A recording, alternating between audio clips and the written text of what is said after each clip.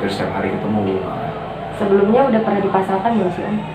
Udah pernah beberapa kali. Masa sih kayak belum, nggak ada yang lama deh, cuma nggak ada paling ya star doang. Jadi bintang tamu aja gitu loh, nggak lama sih. Bener-bener ini yang dari awal memang jadi bapaknya bener tuh ini. Besaran Feral sama nggak sih Om sama di film sama di nyatanya? Beda sih, yang namanya peran kan ya, dia memerankan apa yang memang diharapkan sama si penulis dan sutradaranya gitu loh. Begitu juga dengan peran saya. Tapi dari Feral sendiri ngeliat Papa gimana, kan udah satu frame terus jadi sering ketemu. Iya masih beda lah, Papa di ketika lagi syuting sama ketika di aslinya lucu gitu, dan peran yang dimainin kan juga berbanding terbalik sama peran aslinya Papa gitu, jadi lucu gitu. Dan ya lebih kocak aja sih jatuhnya kalau syuting bareng tuh, malah jadi suka ketawa-ketawa sendiri karena nggak biasa ngeliat yang kayak gitu, jadi tiba-tiba kayak gitu jadi kocak aja. Sempat ada penolakan dari sih? Kayak maksudnya kan lagi kayak gini juga banyak juga kan pandemi kayak gini, sempat ada penolakan untuk syuting lagi atau?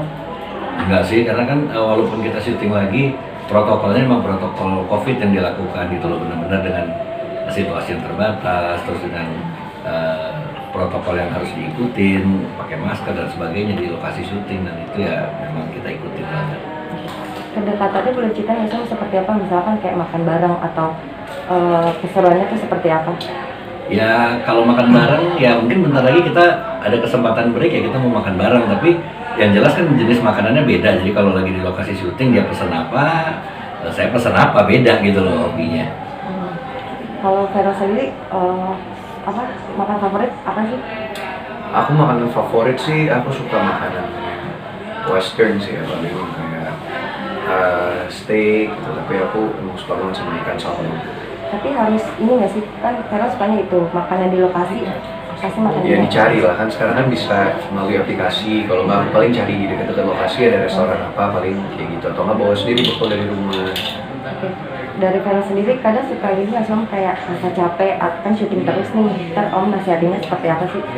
Ya pasti adalah, namanya kita stripping, kejenuhan ya. Saya selalu bilang selama kita masih ada pekerjaan pasti akan timbul ada masalah yang akan kita hadapi, itu udah pasti, itu konsekuensinya. Jadi untuk ada masalah datang dan pergi itu kita harus siap untuk menerimanya. Dari Vero sendiri orangnya mut-mutan nggak sih? Mut-mutan ya, gimana sih namanya, orang setiap hari syuting stripping pasti kan ada mood swingnya, like up and down. Apalagi kalau kita main seni peran tuh kan mainnya mesti pakai feel, pakai perasaan. Jadi kita harus membiasakan emosi kita, tiba-tiba misalnya senang, tiba-tiba sedih, tiba-tiba marah, tiba-tiba itu. Jadi udah harus biasa kayak gitu kan. Apalagi kalau setiap hari kayak gini yang kurang istirahat ya pasti emosinya akan lebih ini. Cuman apa sih cara handle itu semua? Either aku makan, kalau nggak makan tidur, karena itu akan bikin lebih rileks dan lebih tenang lagi gitu. Peran Vero sendiri di sini kan juga jadi kayak laki-laki yang hits, terus jadi laki-laki yang ganteng. Itu apa mencerminkan pribadi sendiri nggak sih? Peran aku di sini nih sebenarnya adalah kalau di drama-drama Korea tuh banyak yang kayak misalnya cowok yang dingin, yang songong, yang nyebelin, yang dia penguasa kaya raya, terus awalnya jahat sama cewek ini gitu, kesannya jahat tapi ternyata sebenarnya baik. Yang tipikal kayak gitu sih. Dan kebetulan entah kenapa orang melihat image aku tuh cocok untuk peran kayak gitu loh. Meskipun kalau aku ngomong secara karakter ya mungkin karakter aku dengan peran yang aku mainin itu enggak, cuman secara look, secara penampilan aku emang sebisa mungkin ya total gitu. Jadi kayak sekarang mau kostum, mau properti apa, aku siapin semua sendiri gitu. Dan aku banyak nonton drama Korea atau film-film untuk jadi referensi karakter itu. Berarti dari Vero sendiri emang rasanya maksudnya itu juga bukan gue banget gitu ya? Bukan, menurut aku yang menarik dari acting adalah sebenarnya itu adalah cerminan kehidupan keseharian juga sih. Jadi meskipun itu bukan aku, cuman bukan berarti aku nggak bisa seperti itu gitu loh. Maksudnya kan itu yang kita lihat sehari-hari, orang dengan karakter yang berbeda-beda, orang yang ngalamin sesuatu dalam hidupnya, yang kita lihat itu bisa kita jadiin apa ya, evaluasi gitu. Oh ternyata kalau orang karakter begini, kalau lagi marah begini ya, ini begini ya, dan itu bisa kita masukin untuk peran kita. Tapi kita juga bisa masukin karakter-karakter dan pengalaman hidup kita di dalam peran yang kita mainin juga gitu loh, untuk menghidupkan si peran ini.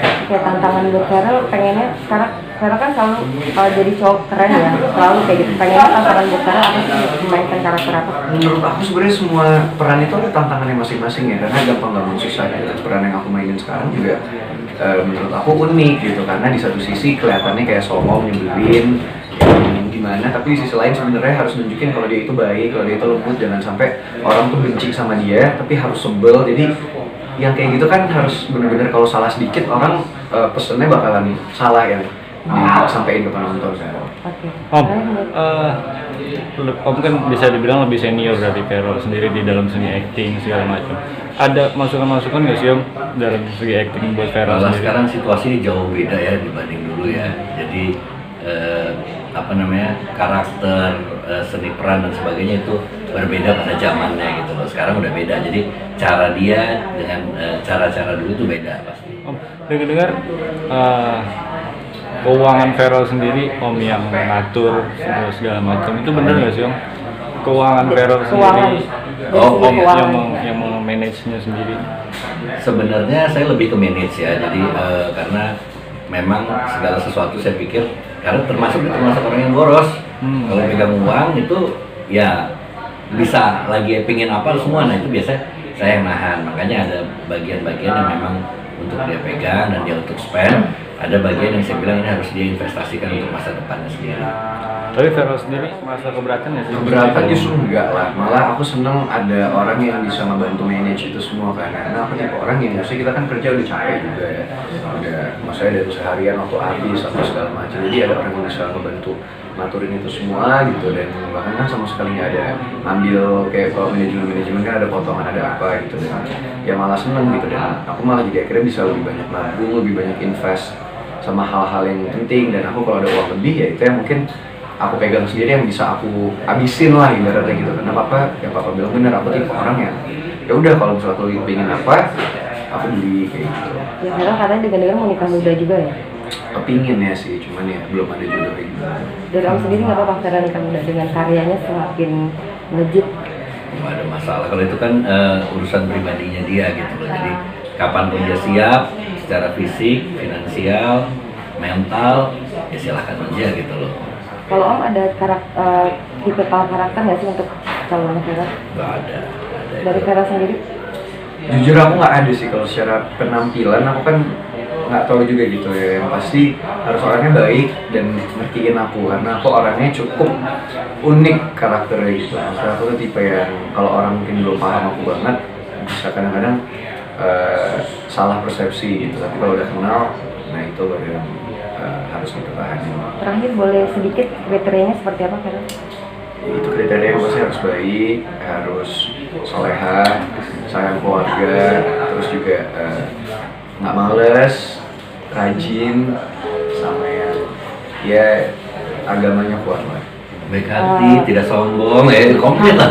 Komplit ya. Tapi harus orang entertain apa enggak? Nggak harus lah, kan kita nggak tahu jodoh di mana. Kalau ketemu di entertain ya udah, kalau nggak di entertain juga ya udah nggak apa-apa kan, nggak ada yang tahu.